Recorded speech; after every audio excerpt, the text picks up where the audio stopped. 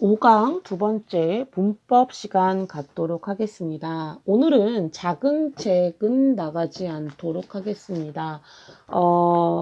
이 작은 책은, 그러니까 이 5장은 문법보다는 읽기와 쓰기가 더 많은 부분이어서요. 작은 책보다는 큰 책에 있는 내용으로 진도를 나가려고 합니다. 보겠습니다.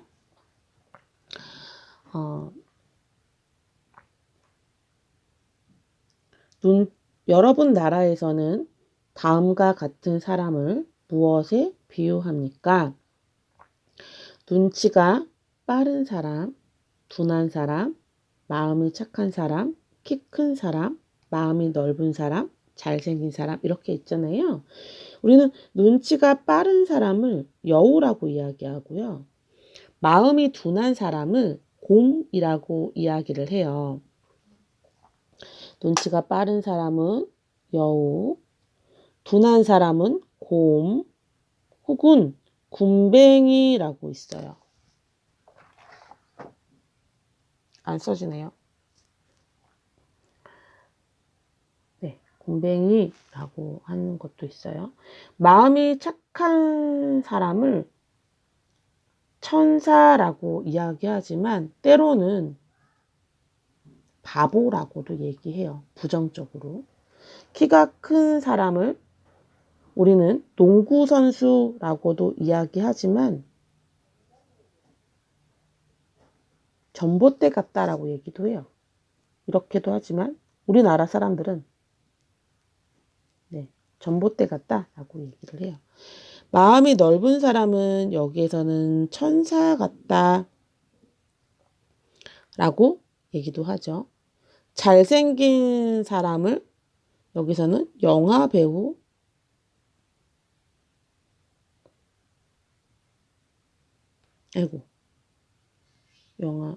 글씨가 너무 안 쓰시네요. 영화 배우. 또 마음이 넓은 사람을 마음이 바다와 같다라고 얘기도 해요. 특히 이 바다 중에 태평양 같다? 태평양 같은 마음이 있나 봐. 이렇게 표현하기도 해요. 이런 등등이 있어요. 볼게요. 그 여자는 여우같이 눈치가 빨라요. 그 남자는 뭐 같을까? 여기 있는 것 중에 곰이겠죠. 소영 씨는 마치 뭐 같아요? 천사같이 마음이 착해요. 그러니까 보통 여자를 천사로 많이 표현하기도 해요. 영수 씨는 키가 커요. 뭐 같아요? 농구 선수 같아요. 라고도 얘기해요.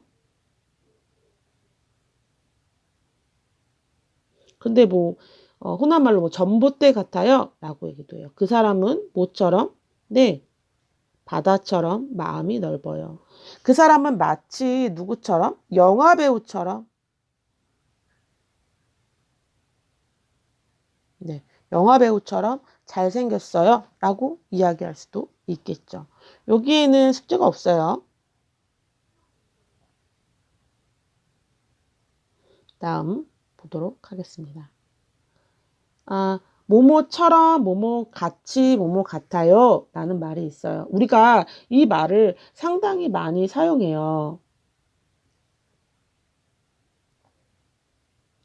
이 뭐뭐처럼 뭐뭐 같이 여기에는 뭐를 써요? 네, 비유하는 대상을 꾸며주는 말. 꾸며주는 말을 써요. 이거를 우리는 문학적 표현으로 보조관념이라고 이야기를 해요. 예를 들어서 토모코는 컴퓨터처럼 계산을 잘해요. 라고 한 문장을 만들 수 있어요. 그죠? 할까요? 토모코는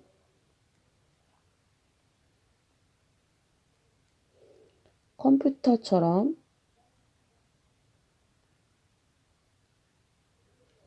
계산을 잘해요. 라고 할 수 있어요. 그러면 토모코가 뭐예요? 꾸밈을 받는 말이죠. 이 사람을 우리는 원간염이라고 이야기해요. 여기에서 원이라고 얘기하는 건 원간염이에요. 컴퓨터처럼, 토모코가 컴퓨터처럼은 아니죠. 하지만 계산을 잘하는 사람을 우리는 컴퓨터처럼이라고 얘기하거나 아니면 계산기처럼이라고도 얘기하죠. 이렇게 토모코를 꾸며주는 걸 우리는 보조관념이라고 얘기해요. 안 써지네요, 잘. 네. 보조, 정말 힘들군요. 보조관념이라고 이야기해요. 여기에서 그냥 보만 쓸게요. 보만. 이해됐나요? 네. 이렇게 뭐뭐처럼, 뭐뭐같이 이렇게 있는 걸 우리는 수사법 중에 직유법이라고 얘기해요. 문학을 이야기하면 이렇게 이야기하거든요. 비유법에는 크게 은유법과 직유법이 있어요. 은유법은 A는 B이다 라고 이야기하지만 직유법은 A는 뭐뭐와 같이, 뭐뭐처럼으로 이야기하기도 해요. 두 비유법 중에 어떤 게 더 사물과 가깝냐라고 하면 은유라고 이야기할 수 있어요. 예를 한번 들어볼게요. 예로 서영이는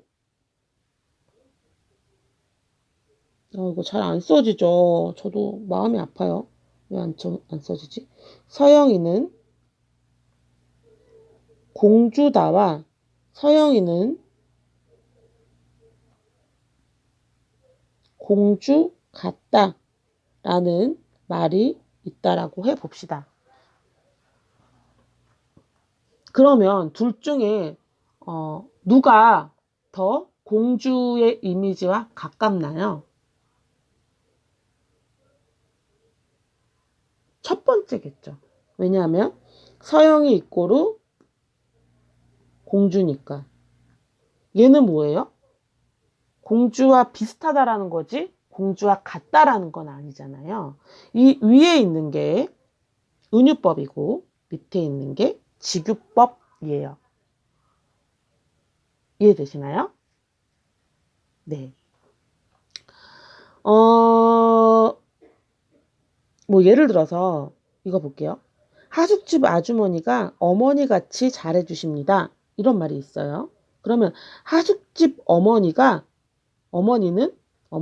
어머니같이 잘해주십니다. 라는 것보다 하숙집 어머니는 어머니예요. 그냥 어머니예요. 라는 건 누가 더 어머니 같아요? 밑에 있는 거겠죠. 이거는 직유고 아까 방금 이야기했던 건 은유겠죠. 그 여자는 모델같이 날씬해요. 라고 이야기했어요. 그 여자는 모델이에요. 완전 모델이에요. 어떤 게 더 그 여자의 모델과 더 근접한 외모를 가지고 있을까요? 뒤에 나온 그 여자는 완전 모델이에요. 라는 게 더 가깝겠죠. 이게 바로 은유법이에요. 뭐뭐 같다, 뭐뭐처럼은 뭐예요? 직유법이에요. 이해되셨나요? 네. 그래서 여기 이렇게 지나가도록 하겠습니다. 그 다음에 여기 있는 단어들은 사실은 그 관용적 표현이거든요. 특히 여기 있는 이 단어들은 관용적 표현이에요. 관용적 표현은 뭐냐면 실제로 가지고 있는 원래의 뜻이 아니라 다른 의미로 쓰게 되는 걸 관용적 표현이라고 이야기하거든요. 이제 속담이랑 조금 달라요. 관용적 표현이랑. 이런 거죠. 예를 들어서 물 쓰듯이 쓰다라는 거, 물 쓰듯이 써라고 얘기하는 건 뭐예요? 물을 써. 그냥 뭐예요? 물을 쓰고 있구나. 어떤 거를 깨끗이 씻나 보다라고 생각하는 게 아니라 펑펑. 네. 어떤 걸 아끼지 않고 펑펑 쓸 때 물 쓰듯이 쓰다라고 이야기하잖아요. 근데 이런 걸 관용적 표현이라고 얘기해요. 그러니까 기존에 가지고 있는 사전적 의미가 아니라 새로운 의미가 만들어져서 고착화돼서 정해져서 다른 의미로 만들어지는 의미. 그게 이제 쭉 쓰이는 걸 우리는 관용적 표현이라고 이야기를 합니다. 여기 있는 이 부분은 이제 관용적 표현이에요. 요거는 같이 풀어갈게요. 미나 씨는 어디가 아파서 그런지 얼굴이 뭐예요? 여기 있는 것 중에.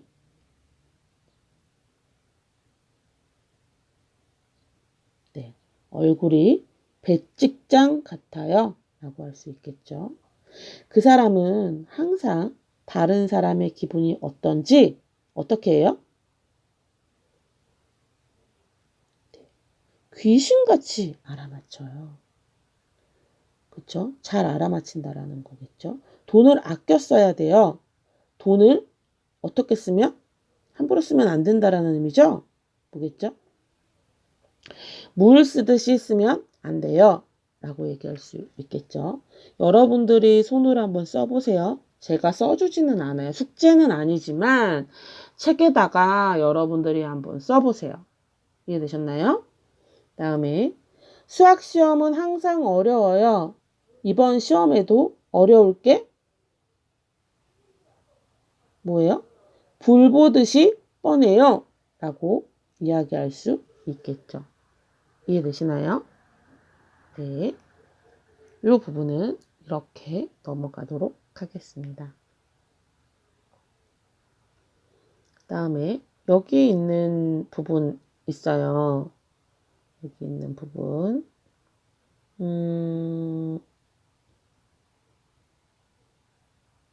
네. 여기에서 대사로 이야기를 했지만 이걸 하지 않고 오늘 문법 숙제는 요거 하나만 하도록 하겠습니다. 보겠습니다. 문법 네, 숙제입니다. 귀신같이 알아맞히다, 물 쓰듯이 쓰다, 밥 먹듯이 하다, 불을 보듯이 뻔하다, 산더미 같이 많다, 얼굴이 백지장 같다 라는 말이 있어요. 1, 2, 3, 4, 5, 6이 있습니다. 이걸 한글로 쓰시고요. 그리고 뜻도 한글로 쓰세요. 이해되셨나요? 이것도 마찬가지예요. 한글로 쓰시고 이것에 대한 뜻을 찾아서 쓰세요. 됐나요? 네. 다음에 마찬가지로 1번부터 6번까지 그렇게 쓰시면 되고요. 요것과 비슷한 베트남 속담이 있을 거예요. 그러면 그 속담을 베트남어로 쓰시고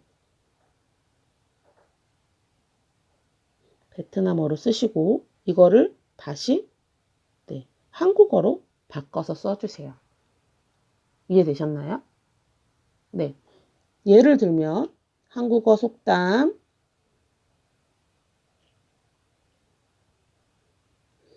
그다음에 뜻 그다음에 베트남어 속담 이걸 다시 한국어로 쓸 거. 이렇게 4개의 과정을 거치셔야 합니다. 이해되셨나요? 네. 이게 오늘 문법입니다. 이해되셨나요? 문법은 여기까지 하도록 하겠습니다. 감사합니다.